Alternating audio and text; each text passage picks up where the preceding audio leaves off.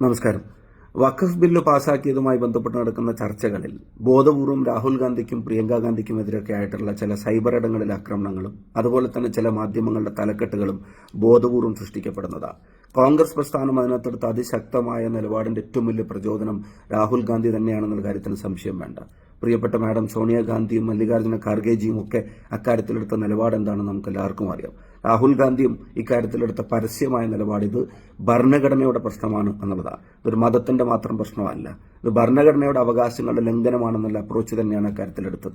India മുന്നണിയുടെ യോഗം വിളിച്ച് അതിശക്തമായ ഇക്കാര്യത്തിൽ എടുക്കേണ്ട നിലപാടിനെ സംബന്ധിച്ച് ധാരണയുണ്ടാക്കിയത്, അതുപോലെ തന്നെ വഖഫ് ബില്ല് ചർച്ച ചെയ്യുന്ന ദിവസം രാവിലെ 9:30 മണിക്ക് മുഴുവൻ കോൺഗ്രസ് എംപിമാരുടെയും യോഗം വിളിച്ച് സംസാരിക്കാൻ അവസരം ലഭിച്ച ആളുകൾ അതിശക്തമായി ഭരണഘടനാ അവകാശ ലംഘനങ്ങൾക്കെതിരെ നിലപാടെടുക്കണമെന്നുള്ള നിർദ്ദേശം നൽകിയത്, അതിനുശേഷം അമെന്റ്മെന്റുകൾ ഉൾപ്പെടെയുള്ള കാര്യത്തിൽ ഒരു ചെറിയ ബോഡി ഇന്ത്യ മുന്നണിയിലെ തെരഞ്ഞെടുക്കപ്പെട്ട നേതാക്കന്മാർ കെ.സി. വേണുഗോപാലിന് കൊടുത്ത നിർദ്ദേശപ്രകാരം അവിടെ യോഗം ചെയ്ത് ഏതൊക്കെ വിഷയത്തിൽ അതിശക്തമായ നിലപാടെടുക്കണം എന്നുള്ള ചർച്ച ചെയ്തത്, അവസരം ലഭിച്ചവർ ഓരോരുത്തരും എടുത്ത നിലപാടിന്റെ പിന്നിലൊക്കെ രാഹുൽ ഗാന്ധിയുടെ നേരിട്ടുള്ള ഇടപെടലുകളുണ്ടായിരുന്നു. ബില്ല് കൺസിഡറേഷന് വേണ്ടി കൊണ്ടുവരുമ്പോഴും വോട്ടെടുപ്പിന്റെ സമയത്തും ആഭ്യന്തരമന്ത്രി സഭയിൽ പ്രസംഗിക്കുന്ന സമയത്തും ഒക്കെ രാഹുൽ ഗാന്ധി നേരിട്ട് അവിടെ സഭയിൽ ഹാജരായതുമാണ്. അപ്പൊ സംസാരിക്കേണ്ടത് ആരാണെന്ന് പാർട്ടി തീരുമാനിച്ച് സംസാരിക്കുന്നവർ രാഹുൽ ഗാന്ധിയുടെയും കോൺഗ്രസിന്റെയും സംസാരിച്ചവരുടെയും അവിടെയുള്ള മുഴുവൻ കോൺഗ്രസ് അംഗങ്ങളുടെയും നിലപാട് തന്നെയാണ് അവർ പ്രസംഗിച്ചതെന്ന് നമുക്ക് എല്ലാവർക്കും അറിയാം.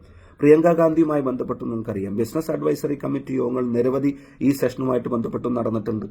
ആ സെഷനിലൊന്നും ഈ ബില്ല് കൊണ്ടുവരുന്നതിന്റെ ഡേറ്റിനെ സംബന്ധിച്ച് ഗവൺമെന്റ് ഒരു വ്യക്തതയും വരുത്തിയിട്ടില്ല. അജണ്ട തന്നെ മുന്നോട്ട് വെക്കുന്നില്ല. കഴിഞ്ഞ പാർലമെന്റ് സമ്മേളനത്തിലും ഇത് വരും എന്നുള്ള പ്രതീതി മാത്രമായിരുന്നു. അവസാനം സഭ തീരാൻ 2 ദിവസം മാത്രം ബാക്കി നിൽക്കെ ഉച്ചക്ക് 1-ാം തീയതി ഉച്ചക്ക് അഡ്വൈസറി കമ്മിറ്റി യോഗം വിളിച്ചിട്ട് നാളെ ബില്ല് കൊണ്ടുവരികയാണ്, നാളെ 12:15 ബില്ല് കൺസിഡറേഷന് കൊണ്ടുവരികയാണെന്നുള്ളതാണ് ഇവർ അറിയിച്ചത്.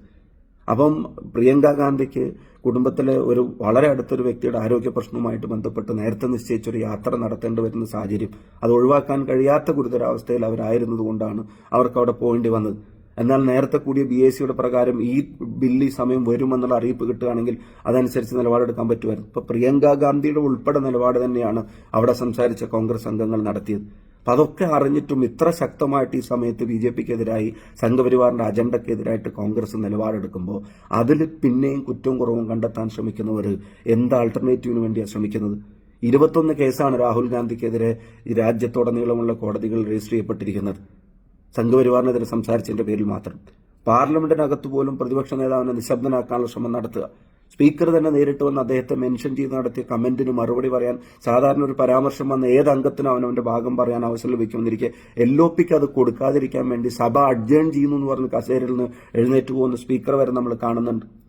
നിങ്ങൾക്കറിയാം, 1:59 വരെ പാർലമെന്റിൽ ഈ വഖഫിന്റെ ബില്ലിന്റെ ചർച്ച നടത്തിയിട്ട് ആ ചർച്ച തീർന്ന് തൊട്ടടുത്ത മിനിറ്റിൽ മണിപ്പൂരിലെ ബില്ല് രാഷ്ട്രപതി ഭരണമായിട്ട് ബില്ലെടുക്കുക, അത് വിശദമായ ചർച്ച വേണ്ടതല്ലേ, അതിന് മറ്റൊരു സമയം കണ്ടെത്തണമെന്നുള്ള പ്രതിപക്ഷ ആവശ്യത്തെ പോലും അംഗീകരിക്കുന്നില്ല.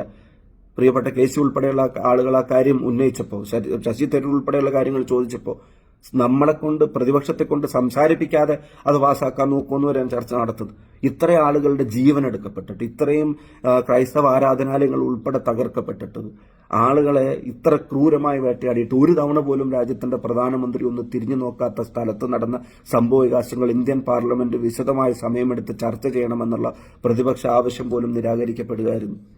അപ്പൊ ഇത് കൃത്യമായിട്ടുള്ള നിലപാട് കോൺഗ്രസ് പ്രസ്ഥാനം എടുത്തിട്ടുണ്ട്. ഇത് മതത്തിന്റെ മാത്രം പ്രശ്നമല്ല, ഇത് ഭരണഘടനയുടെ മൗലിക അവകാശങ്ങളുടെ ലംഘനമാണെന്നുള്ള നിലപാട് തന്നെ എടുത്തിട്ടുണ്ട്. അതൊപ്പം തന്നെ ഒരു കാര്യം കൂടെ പറയാനുള്ളത്, മുനമ്പം വിഷയവുമായിട്ട് ബന്ധപ്പെട്ട് ഏത് ഘട്ടത്തിലാണ് ആ വിഷയത്തെ പരിഹരിക്കണമെന്നുള്ള നടപടികൾക്ക് കോൺഗ്രസ് പിന്തുണ പ്രഖ്യാപിക്കാത്തത്? കേരളത്തിലെ മുസ്ലിം ലീഗ് ഉൾപ്പെടെയുള്ള UDF പിന്തുണ പ്രഖ്യാപിക്കാത്തത്?